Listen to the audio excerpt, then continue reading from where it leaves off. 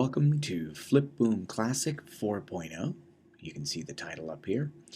What I want you to do is, if you currently have this tool selected, that's the Move tool or Select tool, I want you to go down here to the Paintbrush. Notice when I click on the icons, they turn yellow. So go to the Paintbrush, select black, okay, and then make sure you have your paintbrush right about maybe on the tip of it, right about on that third dot right there. And so the very first thing we're going to do is learn that we're going to do squash and stretch. That is the first principle of animation. It is going to be demonstrated by a bouncing ball. We're going to squash it and stretch it. So, all right, so let's say that the ball is coming from up here in the corner, and it's going to drop down, bounce, and then pop back up. All right, let's do that by advancing to the next frame. Now notice you're on this frame and there's a thumbnail of the drawing you just did. So let's click on the next one. Now we can't see the drawing, the last drawing, and we need to be able to see the last drawing because we will need that last drawing to be able to direct the next drawing. So turn the onion skins off. Now we can see the last drawing. Now I'm going to draw the circle again, but I'm going to stretch it. Okay, I am going to draw it a little bit in a kind of stretch mode there. Notice it. And then immediately go from this frame to the next frame. And notice the first frame disappeared because it's an onion skin of one layer. Okay, so it just goes one deep. And now I can stretch this again. Wow, that almost looks perfect. Go to the next frame, and sure enough, squash is going to hit right about here, and then this is going to bounce back up, and then this is going to, oops, it's a little small, so I can undo that, and then it's going to start collecting itself right about there, there, and there it goes out the page. Make sure you scroll this and hit the little number 10, frame number 10 there, and maybe it's bouncing in this direction. And if you can't see the next frame, make sure you scroll this, all right? And so therefore, I am done. So let's turn the onion skin off. Let's rewind the movie. Where do we have the play button? Well, actually, it's slide and then touch the first frame, and that's how you rewind. But to play the movie, it's right here. And then we've got it set to a loop. If we check this, click on it, and it turns yellow, that means it's going to be, the movie's going to play once and then start over and play in a loop. All right, so I'm going to take that off. I just want to see it one time. Wow, pretty incredible. Let me play it again and again. Now let me put the loop on and play it. And sure enough, I can slow this down by moving down to the turtle. It's a little bit too slow, but it looks pretty good. The illustration looks really good. Now, what about faster?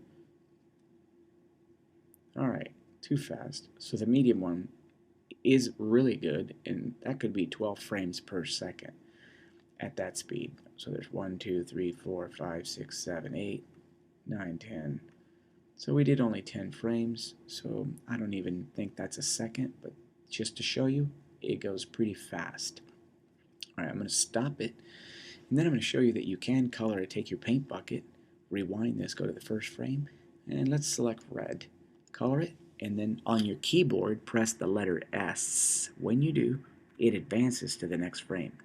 Fill it, S, fill it, S, fill it, and you can go backwards with the letter A. A, A, A.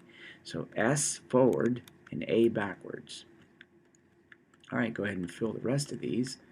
And now let's play it again. And notice the animation is now colored. Red ball looks pretty good.